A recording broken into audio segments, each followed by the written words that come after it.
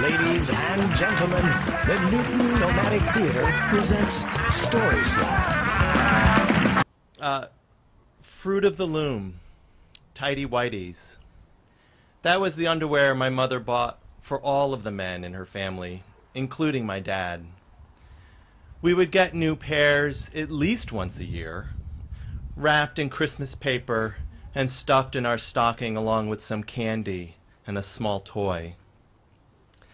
And when times were tough, we couldn't always afford the name brand of Fruit of the Loom, but they would always be tight, white briefs. Now, I don't know how important the tight part was, but the white part was critical. When I was old enough, my mother taught me how to do my own laundry, and she explained how to separate the whites from the colors, and how the whites would get a cup of bleach. And the bleach served two purposes. It helped to keep things white, and it also killed germs. My mom had a rather broad definition of whites. It was anything that could come into contact with germs. So it was your socks and your underwear, but it was also your sheets and your pillowcases and your bath towels. When we would get new bath towels, they would be plush for a load or two, but then bleach would do what it always does, rob things of their color, and destroy the fabric to the point where you would get out of the shower and it was like wrapping burlap around your body, but at least it was clean.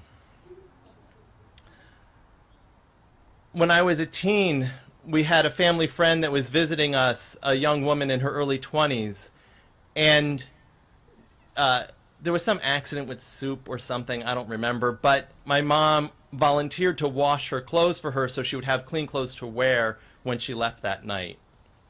And later, my mom came to me very privately and explained that this young woman's panties were gray. And she said it as if she had found drugs in her clothes. And it wasn't that they were dirty, it was just that she was washing her underwear with her colors and just how horrible it was. I mean, didn't she have any pride? And that was really it. It was this idea that we were meeting this minimum standard. I mean, we were poor, and so we couldn't go on vacation like everyone else. But we were meeting this minimum standard, like, darn it, at least we had white underwear. And I still wear white underwear to this day, because tidy whities played a very important role in my growing up. My husband has begged me to branch out a little, and really the best I could manage is white boxer briefs. Beyond that, I'm losing my mind. And I'm explaining all of this so you could try to understand the predicament that I was in. This was last summer. I'm a software engineer. I work for a high-tech company. And it's, you know, it's a casual place. And in the summertime, I get to wear a t-shirt and shorts and sandals to work. I mean, it's pretty sweet. And this one morning, I went to the gym, and I had this amazing workout before going to the office, and I showered, and I went back to my locker and reached into my gym bag for the second pair of underwear that I always have with me. But on this particular morning, what I thought was a pair of underwear was actually a white poly bag from CVS. And I was really having a hard time because I didn't know what to do. Having a sound issue. I thought about what to do at this point, and I figured, well, maybe I could just wear the underwear I had worked out in. But I picked it up, and it was really wet with perspiration, and there was no way it was going to touch my skin again. And I didn't have time to go home and change, and so there was really only one choice left. And I went commando. And I figured, you know, it's going to be fine. Like, I was scared, and this was like a real stretch for me emotionally. But my mom had died years ago, and there was no way she was going to be ashamed any longer. And besides, like, what was the worst that could happen? I mean, what, someone's going to pick up on a gentle sway they didn't notice the day before? I mean, come on, it's going to be okay. And it was fine until after lunch. See, eating lunch causes this rather natural systolic action to occur, and I had to go to the bathroom. And I closed the stall door behind me, and in a deft move that I do often, I proceeded to bend over and unbutton my pants, and the button, the lone button, popped off of my shorts and skittered across the bathroom floor. And I reached out to it in some hope that I could somehow fasten it back to my pants, you know, as if I carried around a spare needle and thread. I mean, I'm gay, but I'm not that gay. And then when I finally did recover it, I realized my mom did have a hand in this, because the button hadn't broken the thread like I had assumed. No, the button itself was broken. And this cloven piece of plastic wasn't going to be able to rescue me. And so all I could do was zip up. And while zippers are called a fastener, they're really meant to go up and down with some relative ease. And so I walked very carefully back to my office and shut the door and sat down and remained seated the rest of the day. And I made it, but I was scared that maybe at some point through some wardrobe malfunction I was going to be facing a sexual harassment lawsuit. But I got to the end of the day and I bicycled home without getting arrested, and got home, changed my clothes, threw my shorts in the wash, but as a sign of some real progress, no bleach. Thank you.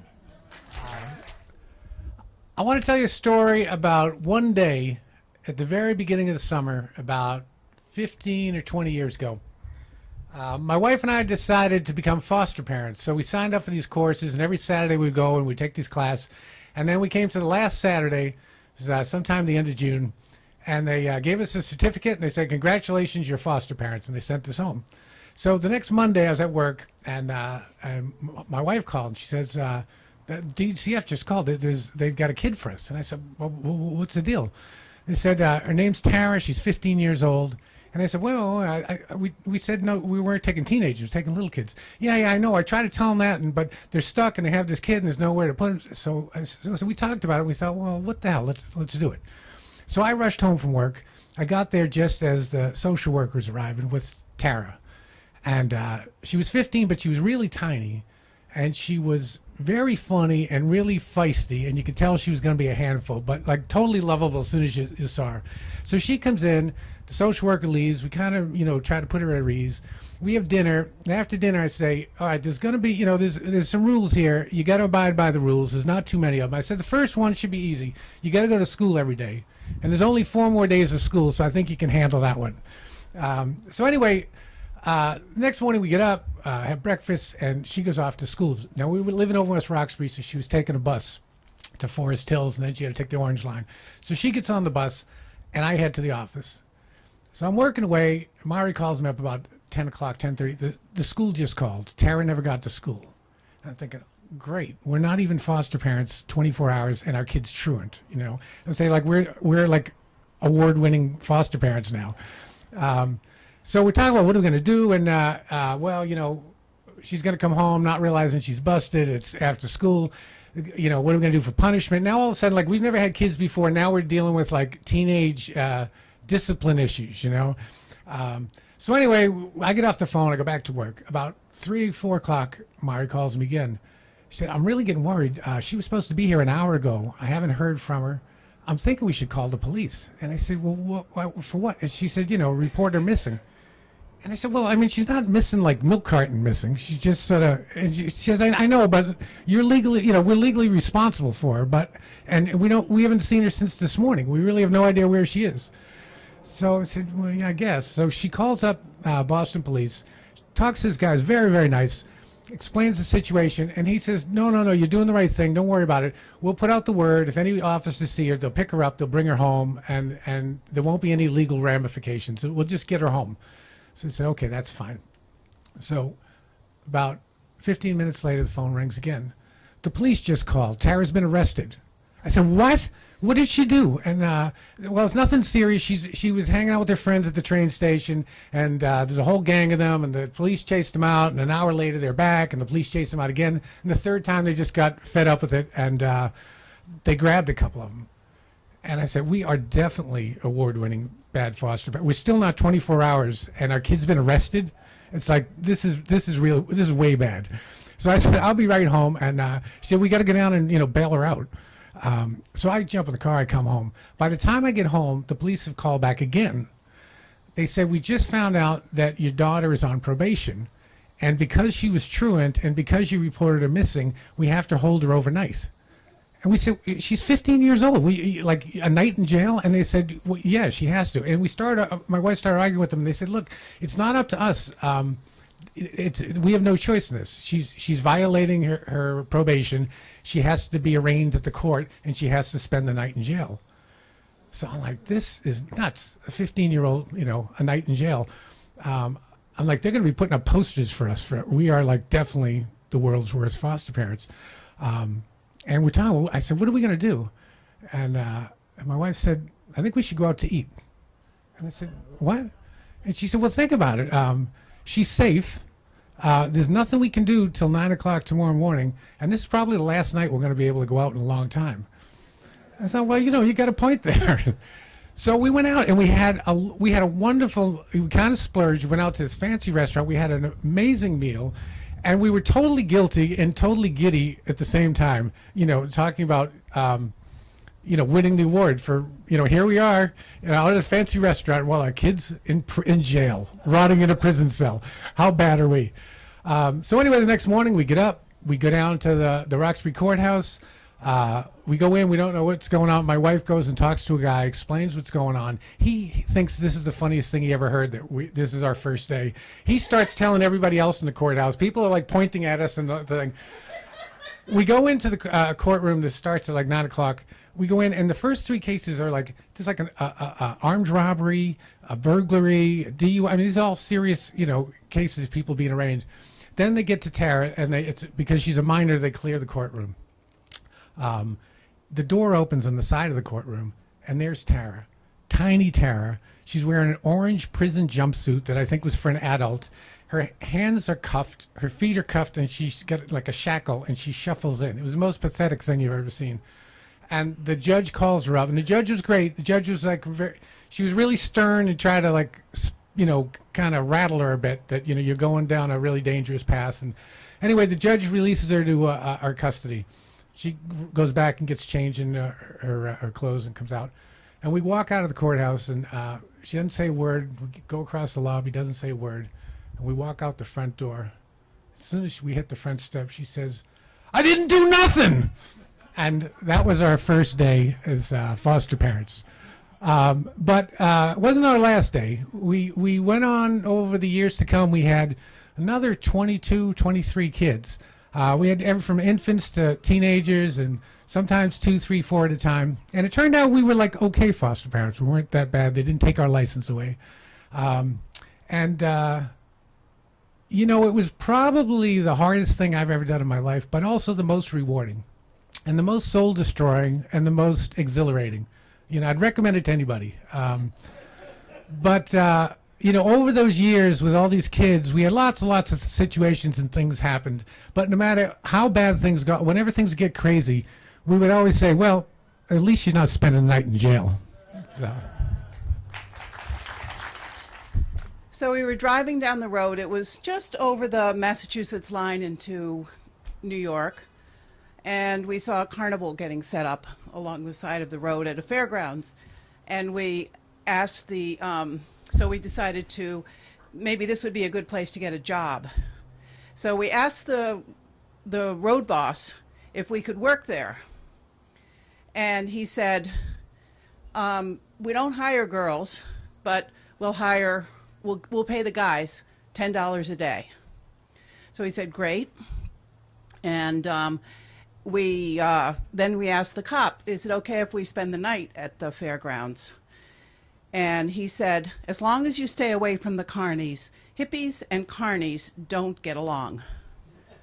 So we giddy-upped our team of horses with our covered wagon down the driveway into the fairgrounds, and saw the carnies setting up the Ferris wheels and the sideshow and the midway. And we found a spot that was down the road. We had been about 30 days on the road, probably almost exactly 45 years ago. I'm telling you this story of. So it's 45 years ago. We found a spot at the far end of the fairground and set up camp. Took the harnesses off the horses and gave them their food and their hay and their water, and set up the Coleman stove and made some brown rice. Just kind of like an average day on the road. So calm and mellow, and also the great idea, the great plan was that it was going to be a 0-mile day the next day. So we were on vacation, essentially. This was going to be a good day. So we started getting ready to go to bed or to relax, and all of a sudden a band of carnies came our way, and we saw as they approached actually that they had 6 packs of beer. We had a party. We passed some joints around, drank some beer, had a lovely time, shared stories. We all turned in early, and it was a easy night. I actually slept in the metal barn, which was a wonderful spot because it had a roof and a level floor, which was pretty unusual for. It was the first time in a long time that I had had a level floor to sleep on. We were on our way to California. We had left July 4th from New Hampshire, and so we had made maybe 100 miles progress. 10 or 15 miles a day was a good day. So tucked into bed, all of a sudden in the middle of the night there was a huge commotion, and there was just noises, screaming, rabble-rousing, and I got up and I saw that the horse's halter line had been cut. And meanwhile, outside the barn, there was, I could see silhouettes. The elephants were across the street in the hayfield, in the cornfield, I should say. And I could hear the posse of people running over to collect the elephants. And then I heard the elephant trainer saying to the one older elephant that was still had her leg bracelet on. He said, "Blow, Goldie, blow." And so Goldie, the old mother elephant, raised her head up and went, "Ha! Ha!" And the elephants out in the cornfield gently turned around, pivoted around, and walked back to where they belonged. They got their bracelets put on their feet again, and meanwhile our horses were just eating hay. They really didn't want to go anywhere, so it was a moot point. But the big question was, why did their harness line get cut? It's kind of mischievous, don't you think? So anyway, crawled back into my sleeping bag and settled in for another night. The next morning, I got up relatively early and went over and I saw the elephants around the hydrant. And the elephant trainer had a big barn broom and was brooming the elephants, and they were loving it, and the water, the hose, and all that stuff. Meanwhile, the other elephants were wandering away, and the trainer would say, "Get back here," and they would turn around. They would come back, eating the hay as they came. So it was just, I was amazed at how well trained those elephants were. So I came back to our campsite, and oatmeal and instant coffee for breakfast as usual. And my companions decided that they would take an alternative type of trip that day. And I'll let you know, too, that we had all been to Woodstock the year before. So they wanted to change the carnival experience a little. For some reason, I didn't. I don't know why, but anyway, I didn't. I promise. So then, after breakfast, we got off to our assignments: the Ferris wheel, driving walking the ponies around in a circle, letting the kids come and go. And the only accident, or the only injury, or the only adventure was when the Ferris wheel was going round and round and round and round, and all of a sudden it stopped. It was full of kids. Every car was full, and it just stopped. And no button would make it go.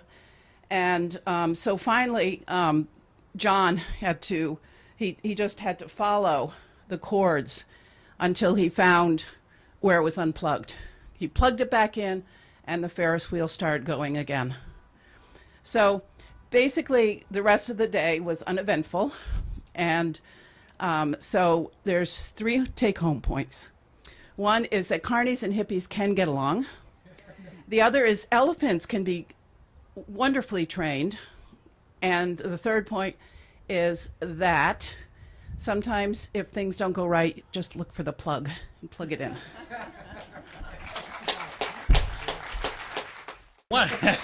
Give it up for Jerry. One of the problems with these kind of stories is not to sound like you're bragging. So I just want to get this out right out front. I was the captain of the team which won the 1972 New England McDonald's All-American Hamburger Grill Team Competition. This is how it came about. I was working in high school at the McDonald's on Huntington Avenue, right in Northeastern. They got out for the summer, and I went to my manager, Spiro, and I said, Spiro, am I going to be able to get enough hours with the kids gone? Are you going to have enough? And he looked me in the eye, and he said, Mike, I've had my eye on you as the grill man in the grill team, which I would have been more impressed if I knew what a grill team was. I found out that there was a competition between all the McDonald's stores. It was competitive grill teaming. And for those of you who are not familiar, there may be a few, it's a 3-person team. And it was all, when I did it, I'm embarrassed to say this, it was all men, unfortunately. There was the bun man who toasted the buns to a perfect brown. There was the dress man, ketchup, mustard, pickles, onions. At this level of competition, that was a 2-handed endeavor. The ketchup dispenser, the pickle, the mustard, like this, then the onions, and then the pickles perfectly. And then, and again, I don't want to sound braggadocious, but the grill man, everyone agreed, was the most important member of the team. And as the grill man, you'd put down 12 hamburgers, you'd wait exactly the right time, you'd put down 12 more, you'd turn the first 12, put down a third 12, you'd turn the second 12, put down a fourth 12, you'd then take the first 12 off, and by that time a perfectly prepared 12 buns, perfectly dressed, would be ready for you, and close them up. It was a thing of beauty when the team worked perfectly. It was like an Olympic bobsled. It was like a NASCAR pit crew. Just a thing of magic. So we practiced like crazy. We went to the district competition and we won. In all honesty, I have to say I felt that some of the teams of the district really didn't take it seriously enough. We then went to the Massachusetts competition, and we won that also. And that was an incredible upset because we were an urban McDonald's. And in 1972, most of the McDonald's were still in the suburbs. And Spiro was very sensitive to the fact that the McDonald's people kind of looked down on the urban stores. So for us to win the state competition, it was a big deal. Then we went to Burlington, Vermont for the New England competition. And when we got there, we realized that we were the outsiders. It was clear that most of the other teams and coaches all knew each other and were all talking to each other, and we were kind of over here. Nobody was talking to us. But we felt better when we found out that the judges were not from New England. Now, judging in hamburger grill team competition is very important because a lot of people think it's just speed, but that's not true. There's also a style component. How well are the buns browned? How perfectly is the dressing placed? And most importantly, when that meat comes off the grill, not done too much, not done too little, put right in the middle of the patty. It's kind of like the scoring for Olympic ice competitions. Same kind of concept. The judges for the regional were from New York City. And what impressed us quite a bit is they drove those judges up from New York City in the Ronald McDonald luxury tour bus, which was parked outside the competition. That day, I would say we performed with panache. We were on, we were hot, and we won the competition. It was an incredible thing. We got $100 each as a prize. We got a plaque for the store. And after the competition was over, Spiro told us that we were going to get driven back to Boston in the Ronald McDonald luxury tour bus with the judges from New York. Very exciting. The next day, Spiro tells us, now that we've won New England, we're going to Nationals. Nationals that year was at New York City. We practiced like crazy for another month. It was now late in August. They drove us down to New York City in the Ronald McDonald luxury tour bus. We got to New York. There was a big convention center. They had grills set up all over the place. There were McDonald's people and teams from all over America. They set us up next to a team from New Jersey, and I'm checking him out, and he's checking me out. He was a young Hispanic guy, and he reaches down and he pulls out a suitcase, little small suitcase, and he flicks two flicks, and he opens the cover, and he pulls out the handle to a spatula. He then takes out the blade to a spatula, and he turns it a few times, and he gives it a hit, and it goes click, and clicks into place. He had a customized, personal-made spatula. And I realized at that point that we were out of our league. This was, we went out in the first round, and I can't complain. It was fair. We got to spend a day of watching some real first-class hamburger grill team competition. At the end of the day, they drove us home in the Ronald McDonald bus, and to be truthful, there was some recriminations and some regrets. Should we have practiced harder? Did we get too cocky? But I finally consoled myself with the thought that no matter what happened, and no matter what had gone on, they couldn't take away the fact that for the rest of my life I could say I was the captain of the team which won the 1972 New England All-American McDonald's Hamburger Grill Team Competition. Yeah.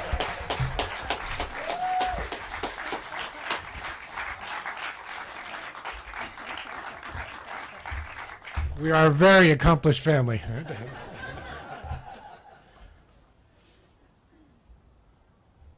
Walter Franklin.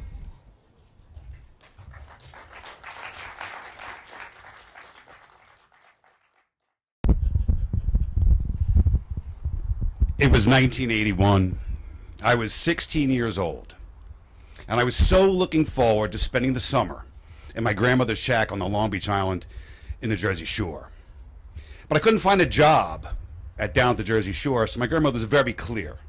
She was not going to support my addiction, my habit for frozen custard and miniature golf.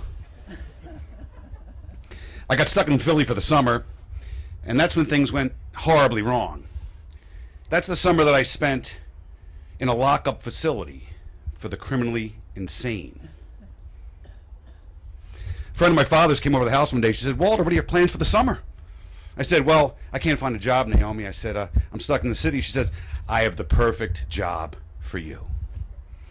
She goes, "I've known you your entire life. You're a nice kid. You're compassionate. You're kind. You're fun. How'd you like to be a recreational therapist?" I said, "Well, what would I have to do?" She goes, "Oh, you just play pool and ping pong with people, you know, do some arts and crafts, just keep them happy." I said, "And you're going to pay me to do this?" She's like, "Absolutely." I said, "Then sign me up, Naomi. I'm your man." I met her for lunch the next day, near where she worked, and she was very serious at lunch. And she said, "Walter," she said, "this is going to be a very difficult job for you. You're going to meet people with extreme personality disorders, pathological liars, manic depressives, schizophrenics, people with extreme psychoses. But it's going to give you a great gift in life, in that you're going to be able to pick little slivers of these personalities out in people when you meet them. And you're going to know what they're all about within a few minutes of meeting them. Now, you don't know what I'm talking about right now, but you will.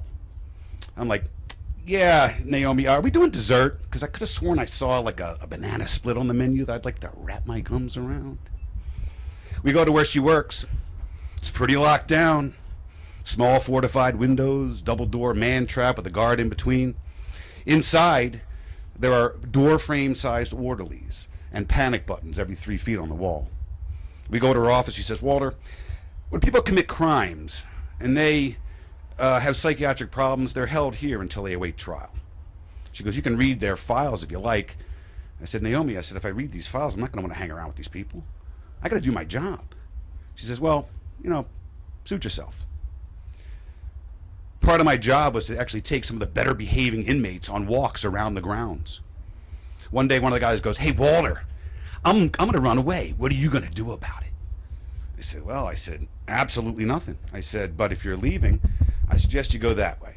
About 1.5 miles, you can hit the tree line, little rough terrain, the expressway. If you can actually frogger it across the expressway and not get hit, you got a good shot of being home free, Phil. I said, but while you're doing all that, I'm back there on the phone with the state police. They'll scoop you up and beat your ass. You'll be back here in time for dinner. And I think it's taco night. Is it taco night? It's Taco Tuesday. Taco Tuesday. How could I forget? Now, meanwhile, Phil's getting all kinds of sage escape advice from some of the gaggle of geniuses that I have with me. Like, hey, stay off the road, Phil. Take off all your clothes, Phil, so the dogs don't smell you. Sleep in a tree, Phil. Phil didn't go. Every night when I left the place, all the major networks were there, 3, 6, and 10. I wasn't allowed to talk to them, so I'd say no comment, and I'd just keep walking. But I soon realized I could have a little fun with that. The next night I come walking straight out toward the news vans with my finger in the air like I'm going to make a statement. Oh, they come scrambling out of the news vans, and they got the cameras rolling. You know, they got the microphones in my face, and I'm like, I am not a crook. No comment. And I strode away like George Jefferson with a big smarmy grin on my face. I soon realized I didn't really need to watch the news. I didn't need to read the files because the heinous resumes of some of my table tennis partners were broadcast every evening on the evening news. I recognized one woman one day, and I said, oh, they just brought her in today. I said, that's Ruth. I said, what a nice lady. I said, wow. I said, she makes a mean origami, too. I said, I can't believe what they're saying about her. Why would she have killed her family?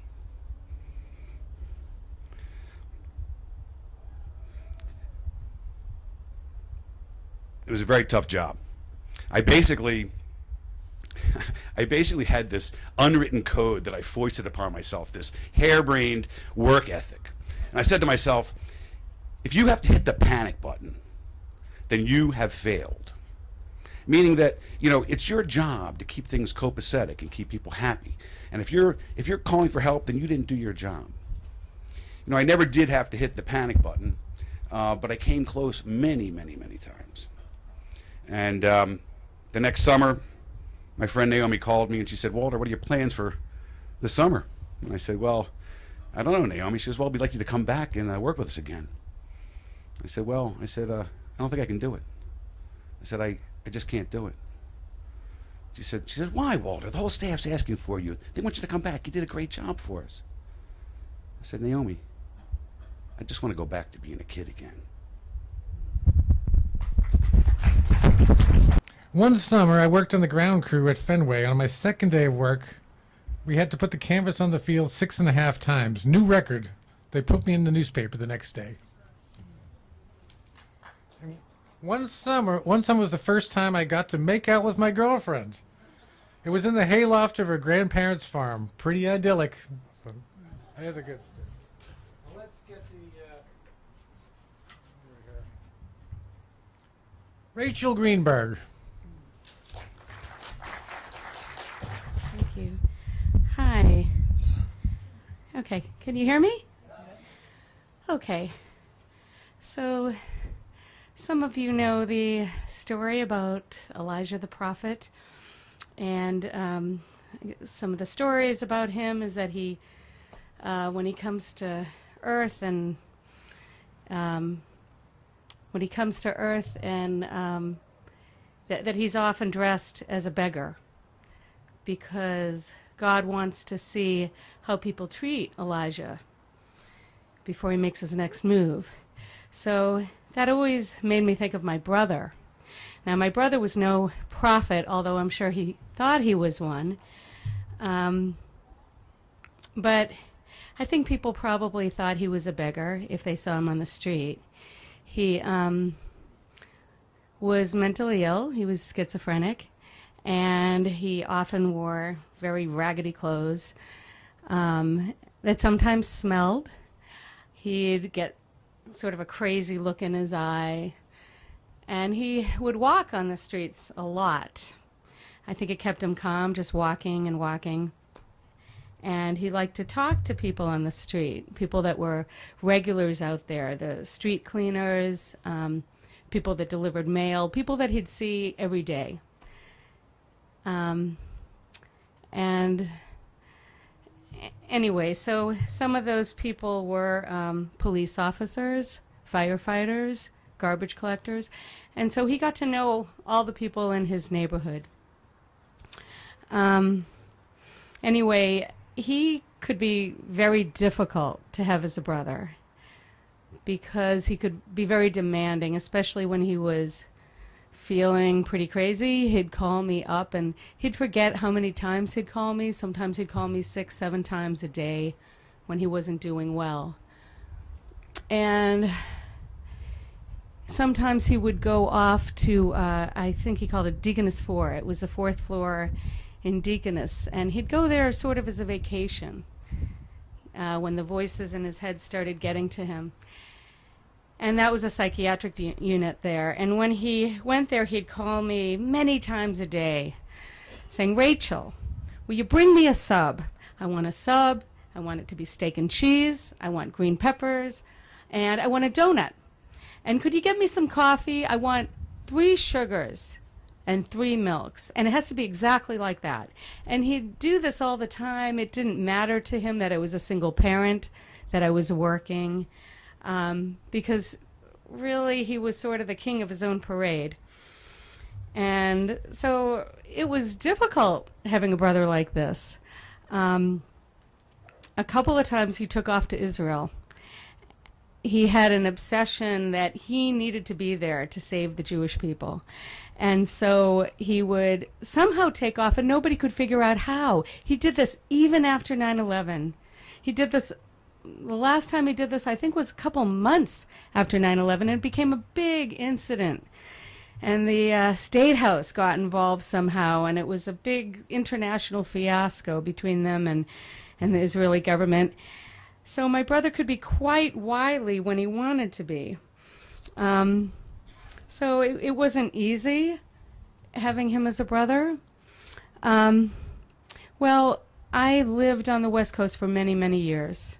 That made it quite a bit easier. But when I came back and I was really getting involved in his life, I found out, little by little, I found out that he used to frequent the Brookline police station. And he would go there every single day. And no matter what I was doing with him, if I took him shopping, he'd say, "You got to drop me off at the police station." And I'd say, "Why, Paul?" His name was Paul, if I didn't mention that. I'd say, "Why?" And he'd say, "Well, they need me there. They depend on me. That place will fall apart if I'm not there." So I would drop him off, and I always wondered, what would he do there? And are they putting up with him? Do they ever kick him out? What goes on when he's there? But he was very hush-hush about it. I never did really find out. Until later, my brother got very ill. He had leukemia. And as he was in the hospital, I would visit him every day. And I was always the only one that visited him. One day I got the idea, I should call the Brookline police and tell them what's going on with Paul. And I did, but I left a message with somebody who it turned out was on leave, so he never got that message. Anyway, I'd go and visit him every day in the hospital, and I was the only one because both our parents were passed away. And the relatives, the cousins, aunts, uncles, they just didn't want to see him. And I think it's because maybe they could find him pretty bothersome. So I was always the only one. And one day I went to visit my brother, and as I always did, and the nurse came out and said, "Rachel, you're not going to believe this. Your brother has visitors." And I said, "Great." And she's like, "Well, no, you can't even go in there. There's a lot of visitors. There's not even room for another person." And I said, "Really?" I said, "Well, I got to see this." So I went up to his room, and out of his room exits the captain of the Brookline Police. And then there's a sergeant, and another sergeant, and every single person in the Brookline Police Force, it seemed, was in that tiny little hospital room. And I thought my brother was dying, because he had been dying for a day or two. And from the chemotherapy, it got him very ill. And they came with things to give him. They had T-shirts. They had all kinds of police insignia. And the captain of the police force had an Israeli flag that he had gotten from the mayor of Jerusalem in Hebrew that said Israeli police force. And they all shook my hand, and I talked to them. And after they left, my brother started getting better. And he got better and better and better. And he lived pretty well for another 6 months. And during that time, he was never alone. When I wasn't with him, there was some officer from the Brookline Police with him all the time. And they would bring him steak and cheese subs with peppers and onions and donuts and milks with 3 sugars, and coffees with milk and 3 sugars.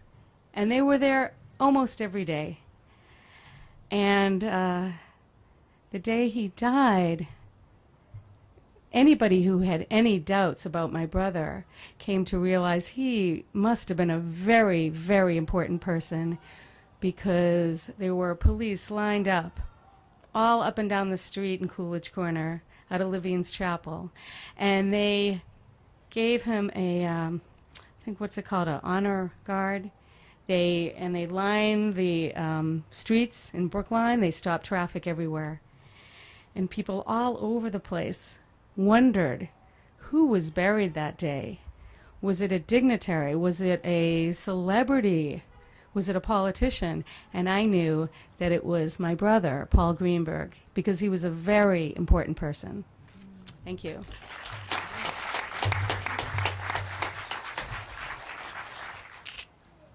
Curiosity killed the cat. That's what they say.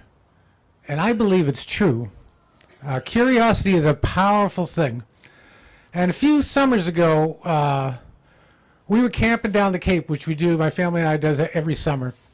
And as everybody who knows me knows, my family and friends, I always have at least one, ridiculous project I'm working on in the background.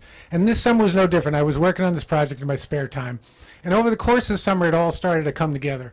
So it got to be about about August. And I thought, this thing's ready to go. So we need a crowd. So we're on vacation, we're camping down the woods, we're away from home, and it's like, well, how are we going to round up a crowd? So I decided to do an experiment, which was to try to tap into the power of curiosity. And I had no idea whether this was going to work or not. So here's what I did. For a week, every single person that I ran into, people in line at the store, people in parking lots, campers at the campground, random people on the beach, I would just go up to them and I'd say, next Sunday night, we are unveiling a spectacle never before seen on Cape Cod. It's going to be amazing. It's going to be at Whitecrest Beach. It's 9 o'clock. You're invited. Anybody you want to bring is invited. And they'd say, well, what is it? And I'd say, it's a mystery. And they said, well, what kind of mystery? And I'd say, it's amazing. You're not going to believe it. And I wouldn't tell them any more than that. And So I did this to a few people. I felt kind of weird. It was kind of a weird interchange, but I'm thinking, well, I don't know. I mean, I'm not sure this is going to work. The second day I was at this, a guy came up to me at the beach and said, "Are you the guy with the mystery?" And I thought, oh, this is starting to work. And I said, yeah. And he said, my friend told me about that. What is this spectacle? And I said, it's amazing. Yeah, but what is it? And I said, you're just going to have to come and see. All things will be revealed in time. And I said, 9 o'clock, Whitecrest Beach, you got to be there. So on it went all week long. By Friday, I woke up Friday morning, I went down to the general store. I put something on the counter, I don't know, a gallon of milk or something. And I said to Drew, the guy who works there, I said, how much is that? And he says, it's a mystery. So at that point, I knew, this is working. So Sunday night comes, and everybody's supposed to be there at 9. We go down there about 8 o'clock. Now, I should tell you, the Whitecrest Beach, very interesting place. If this is Cape Cod, is it that way or that way? I don't know, this way. There's one continuous beach here from Chatham up to Provincetown. And Wellfleet's about in the middle. And much of that beach, there's big high dunes, but Whitecrest Beach in Wellfleet has got some of the biggest dunes in the whole outer Cape. It's like over 100 feet high. So you pull into the park. We pull in about 8 o'clock. We got a whole car full of stuff. We got all this firewood. We got guitars, and we got all this equipment. And we haul it all down the 100-foot dune down to the beach, and we get this big roaring beach fire going. And then we set up all this equipment about 40, 50 feet away, and cover it with a tarp, with the sign that says, danger, keep back, stay away. And we wait. And about, 9:15, 10 minutes to 9, all of a sudden we see way up there, we see a car pull into the parking lot. And it's like, somebody's coming, great. And then, another couple of cars. And by like 5 to 9, it looks like an ant farm. People are streaming down the side of the dune. And by 9 o'clock, we've got a party going on. We got this big fire. All these people are showing up, and there's music and playing guitars. But of course, everybody wants to know what's going on over there. Well, we milk it for about a half an hour. We just sort of, as long as we can. But eventually, people, they've come for the show. What is it? So about 9:30, I walked over to now you have to imagine, I mean, this is what? This is about 20 feet high. Well, a dune, 100-foot high. So this huge wall, and behind you, the surf just lapping in, and above you, it's pitch dark except for the stars, and that's the scene. So I go over to this pile.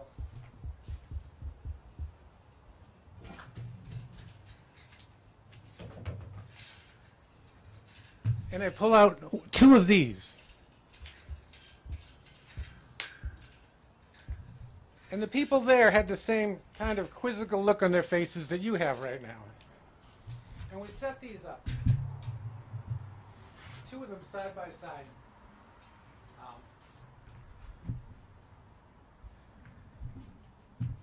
And then we pulled back the end of the tarp here, and we pushed a button.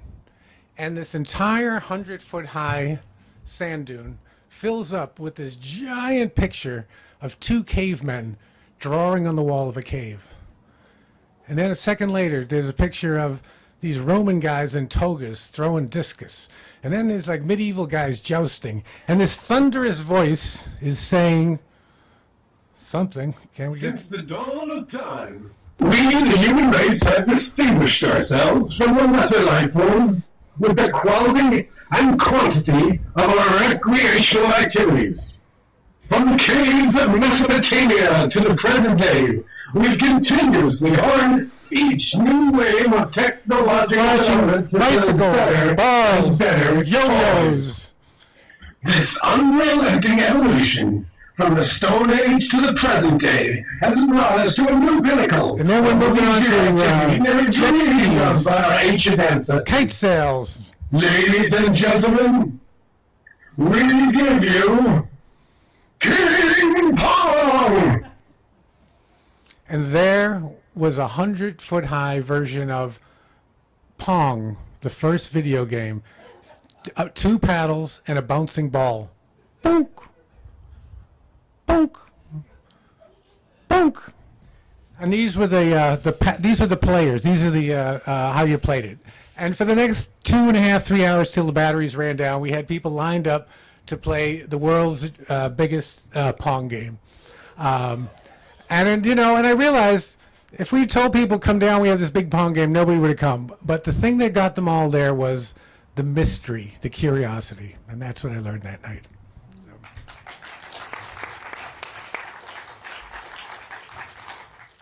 I want to tell you, I told you at the start that we are the Newton Nomadic Theater. Our next play is going to be in the end of September. We're very excited about it. It's called The Compass Rose. It's by a wonderful playwright named Ronan Noon. And if you're a theater person, you probably know that name because Ronan Noon, there was a premiere of his play at the Huntington this past winter, Second Girl, I think it was called. And New Repertory did a premiere of Scenes from an Adultery, another Ronan Noon play. And we are doing, our little theater is doing a premiere of another Ronan Noon play, Compass Rose. But I'm very excited about this one because the directors, we're going to present this in a way that's as nothing like the shows. If you come to see our other shows, this is going to be something totally different. It's going to be amazing. Anyway, I can't tell you any more about it because it's a mystery, and you won't be disappointed. So sign up for the mailing list. Good evening. Summertime, the arrival of summertime in New England happens to coincide with the arrival of the rainy season in West Africa, where I spent a total of 8 years. And in June, middle of June in 1993, I was working and actually a very minority owner of a company, a joint venture of a Guinean contractor and a contractor from New Hampshire that I had gotten to come over there. We had a USAID funded project rehabilitating rural roads, or as they say in Guinea, which is a French-speaking country, Rehabilitation des pistes rurales. And the rainy season was coming, and this was a USAID funded project. And the way they did it was we got paid every 10 kilometers, we got paid approximately $200,000. But it had to be all done. And we had done fairly well, and but if we didn't get this last section of road done and get that $200,000, things were going to fold. And I wouldn't get paid, and we probably wouldn't be able to continue.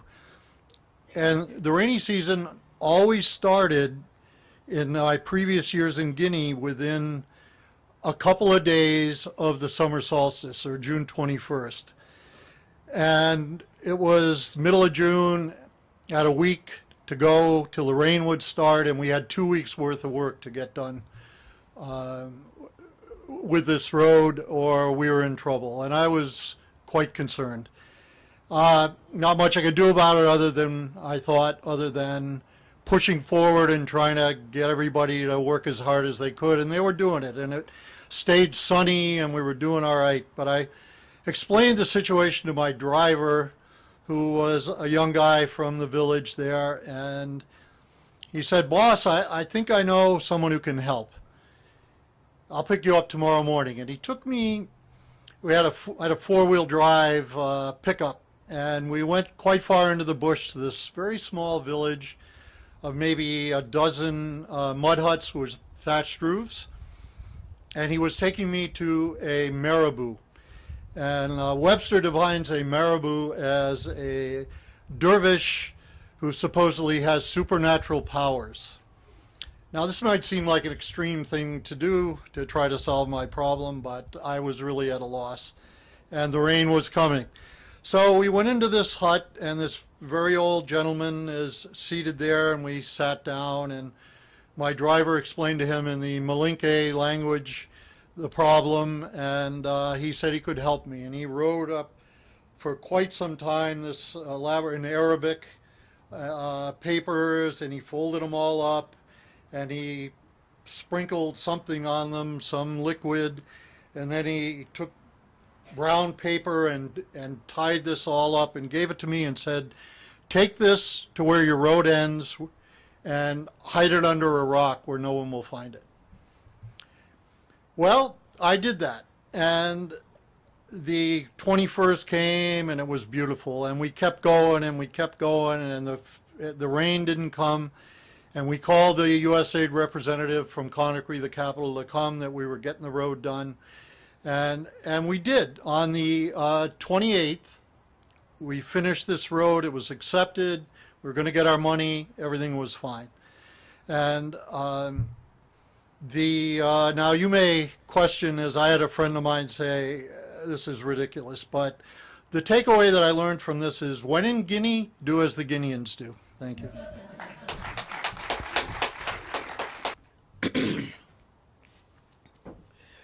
This story happened in the summer. Actually, the beginning of it didn't happen in the summer. I had never seen actors who worked as deeply as these actors from the Polish Theater Lab. Nobody in New York had ever seen actors like that.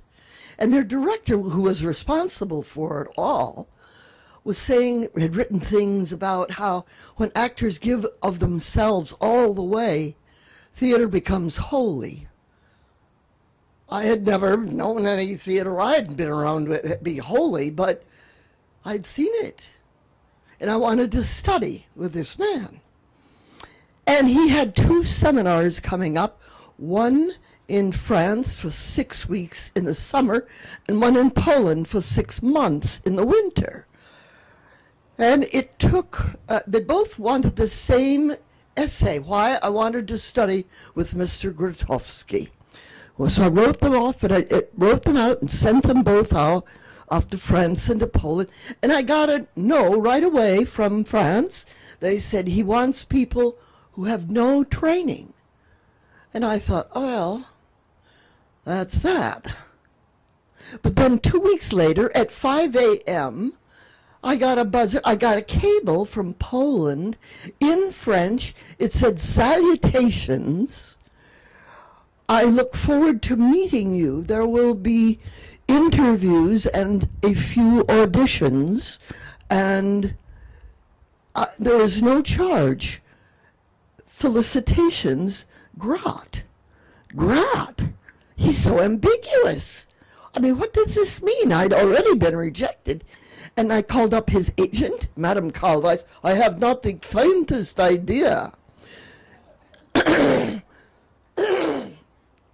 And so I thought, who do I know who knows Grotowski? And I thought, Andre Gregory. And I called him up, and he said, oh, that's great. He said, just go. He said, don't worry about the rejection. He said, he decides. They don't dare throw you out. He just decides, just go. And, you know, he likes to be ambiguous. And he likes people who take risks. Well, I had never taken a risk that cost money before. But there I was, flying across the ocean, and there I was in France, waiting with 40 other people from the States and Mali and Japan and everywhere else in Europe. And there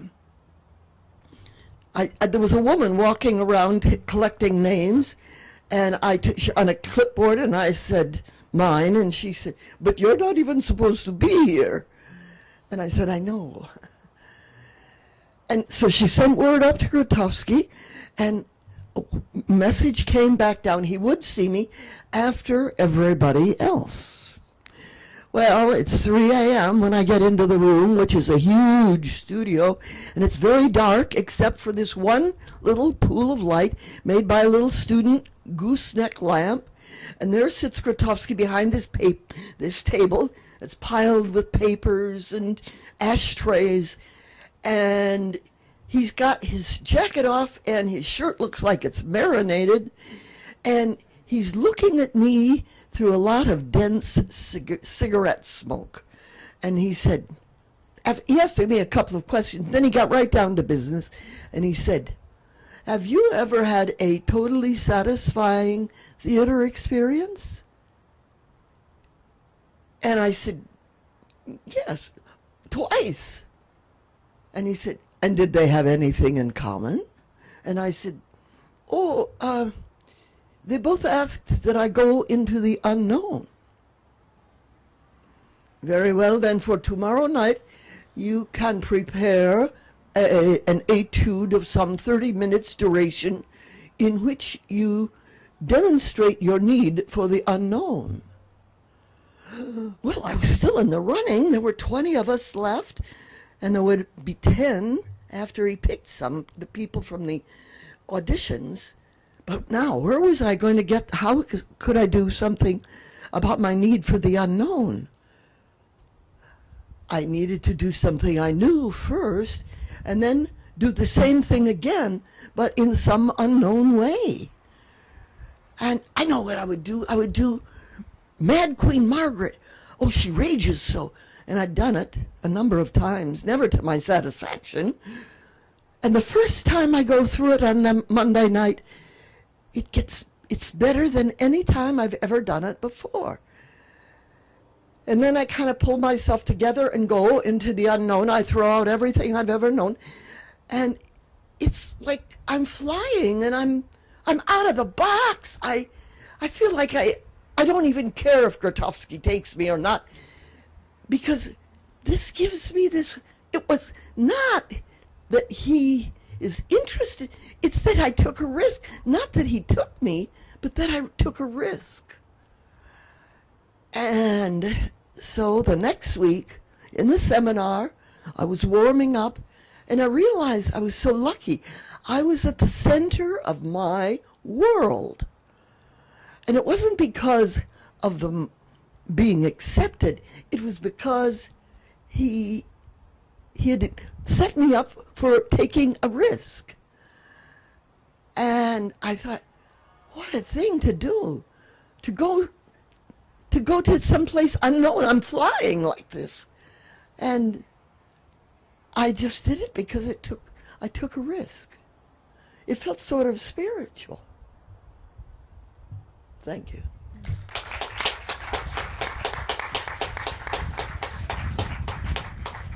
I just decided to do this. I have not told it before to a group, so I'm a little nervous.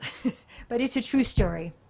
And it happened a year and a half ago, a summer in India, not here. I'm a traveler, and I like India very much.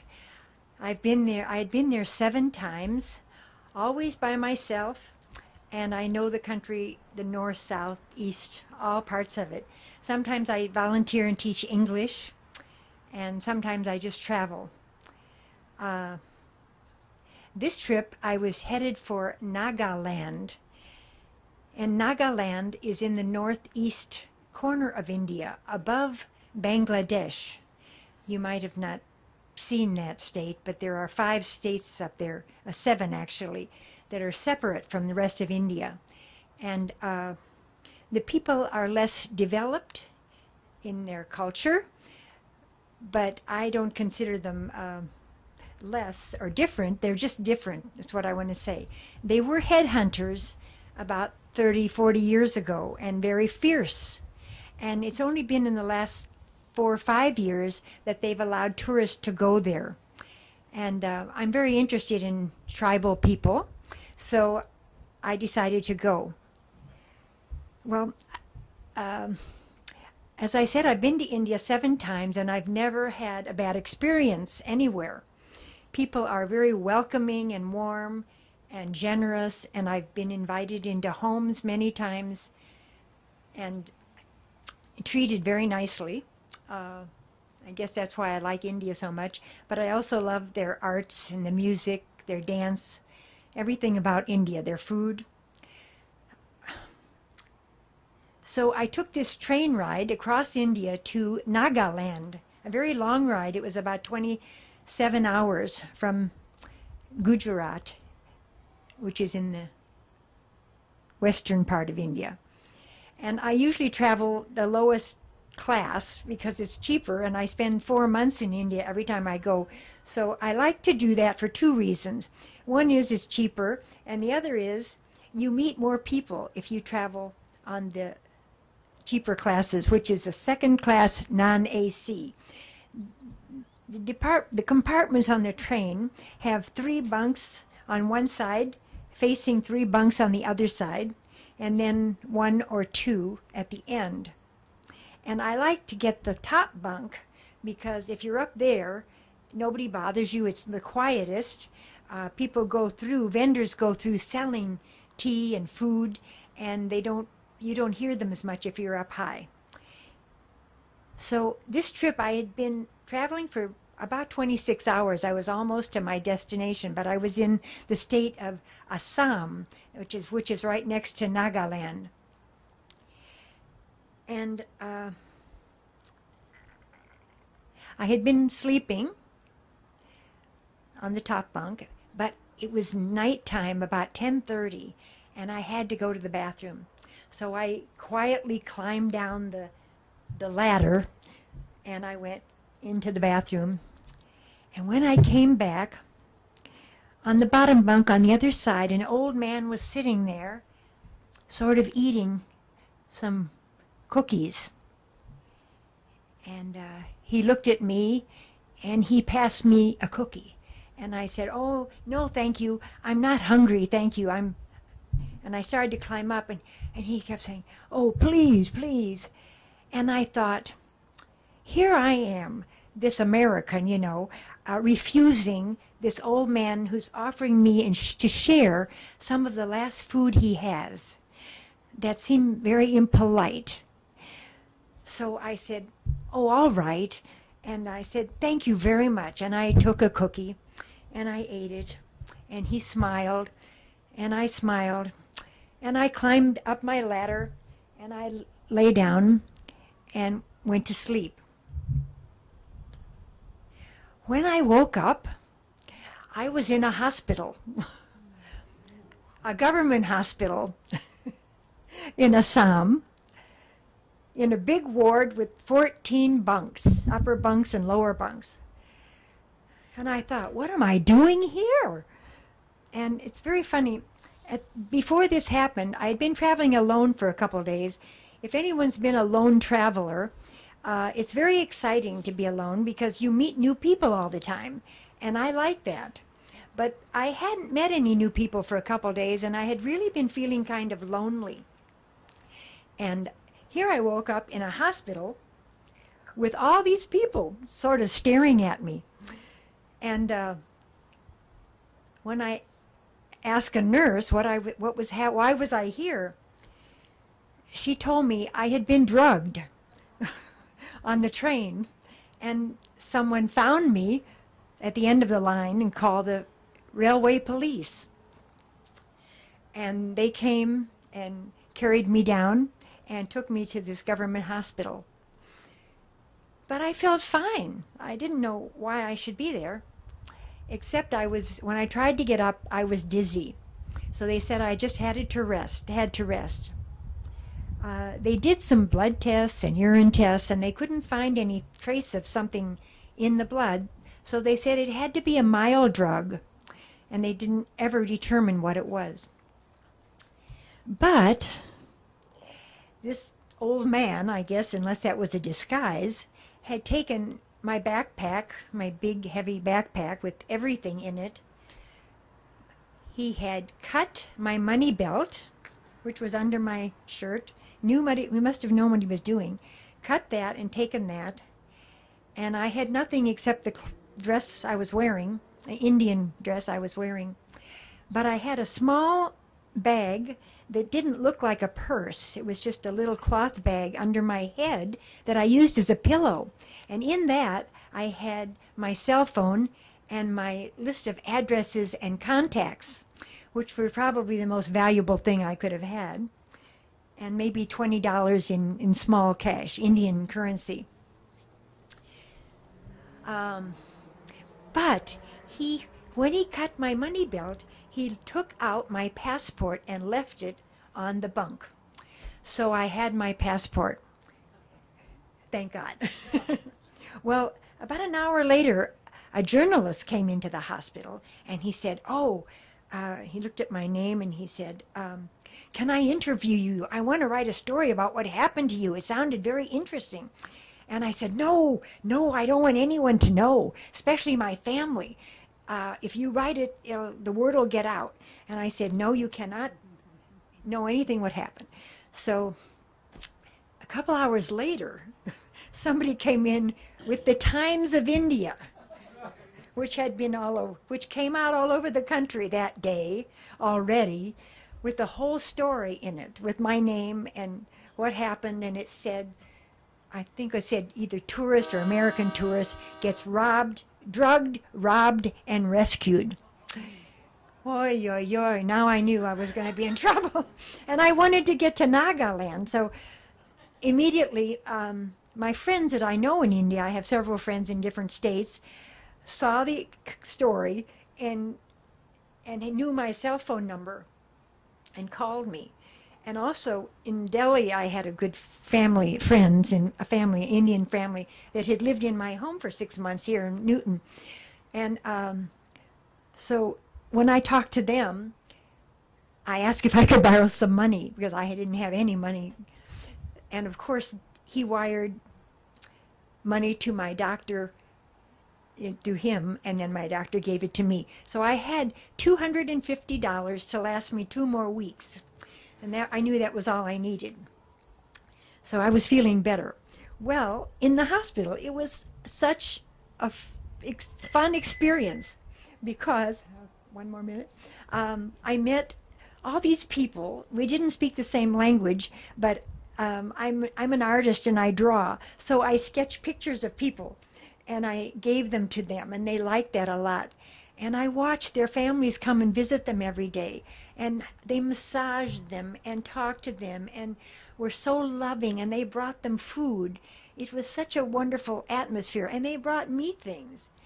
And every day, 5 policemen came in to see me. They were the ones that were railway police, and they brought pictures of criminals for me to look through and see if I could recognize this man. But of course I couldn't. But that was sort of interesting. And one policeman was assigned to me for 3 days, and he sat there in the same ward just to make sure I was all right. And then he would walk me up and down the corridor for exercise, making sure I didn't fall because I was still a little dizzy. But by the 3rd day, I felt fine. And they said I could leave. So I said goodbye. All the staff came. The patients were friendly and said goodbye. We took lots of pictures, the nurses, doctors, and they wouldn't let me pay a penny, even though I had insurance. And I said, please, I want to pay for everything.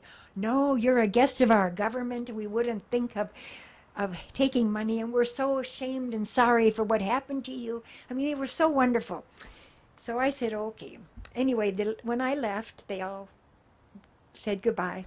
And the police took me out, and there were 5 of them, 2 on one motorcycle, 2 on another, and the 5th one, and me on the back of his motorcycle.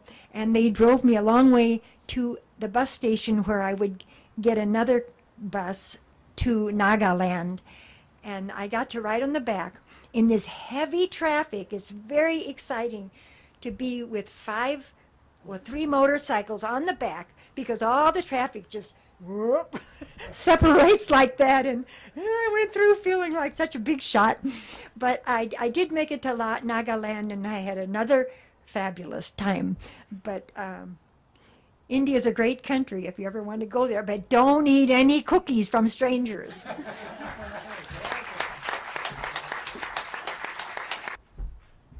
It's a heavy burden to bring up to the rear. So I have 3 very short stories about encounters with famous people. So my very first week in college, freshman week, classes hadn't even started yet. How freshman week is, people sort of feeling each other out and getting to know each other and posturing a little bit maybe. And I ended up in a conversation with a friend of mine, Mikola, who was this very, very liberal woman from Cambridge, and this other guy who lived down the hall who I hadn't met yet.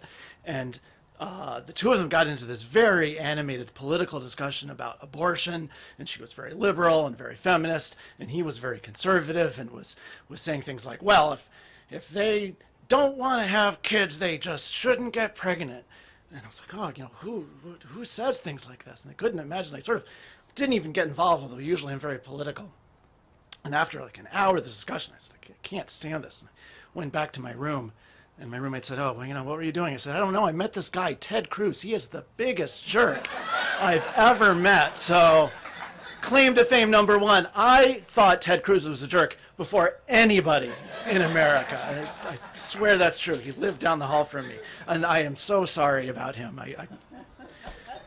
So, one of my jobs, I worked for Ernst & Young for a while. We had the historian and author David McCullough came in and gave a speech there, which was really amazing. My boss introduced him as the author of Path Between the Seas, the longest book that he was ever sorry when he got to the end. And everybody thought, longest book that, oh, okay, that's good, that's good. And he gave this amazing speech. He's an incredible guy. Maybe you've seen him on PBS, American Century. And we had this reception after for him, and I walked up to him and I said, oh, that was really great, Mr. McCullough, I really enjoyed that. What are you working on now?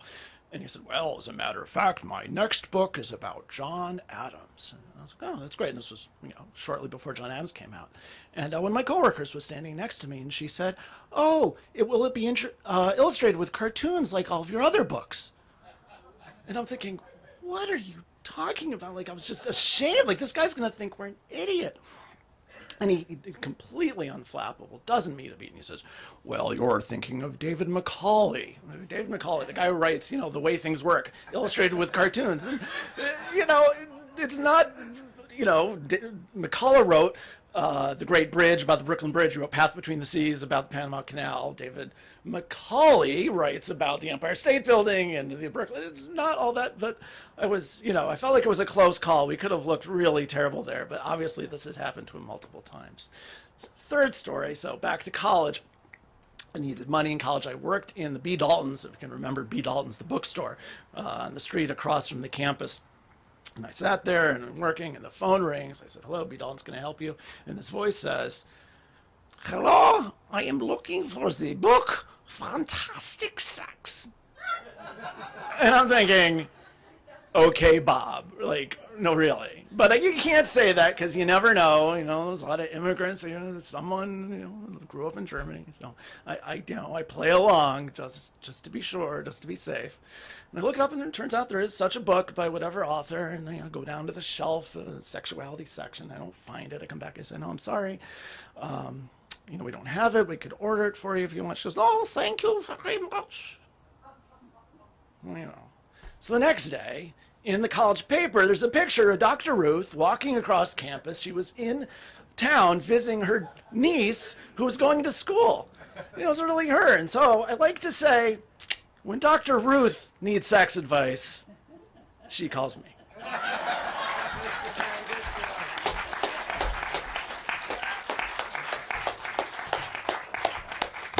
What a great note to end on there. Well, that's the end of our hat there. Can we get all the storytellers up here? Come on up here. We want a big hand for all the storytellers, and especially the first-time storytellers, of which there are a number tonight. So come on up here.